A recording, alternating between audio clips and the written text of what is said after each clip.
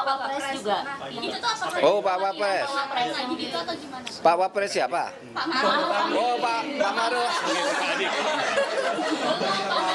Maruf. Pak Maruf Amin. Saya ketemu tadi jam 6:30. Kenapa? Saya mestinya ke presiden dulu kan. Begitu diberitahu kemarin, mestinya kan saya ke presiden karena presiden di luar negeri. Ya saya ke wakil presiden dulu gitu. Yang memberitahu memang tidak harus ada izin untuk itu. Itu hanya memberitahu. Nah kalau Pak Maruf Amin karena sedang sini saya pamit karena sesama satu perahu sesama NU.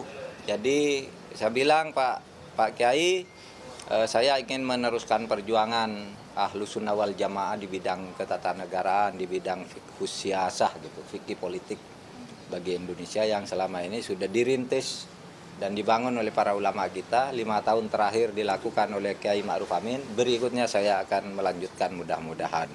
Ya gitu, dia memberi nasihat memang hati-hati gitu. Memerintah itu tidak mudah, tantangannya banyak. Tapi dia mendoakan sebagai sesama warga NU, kata Kiai Ma'ruf Amin, jaga marwah NU. Dan alhamdulillah saya sudah ketemu beliau. Kalau presiden kan tidak ada ya.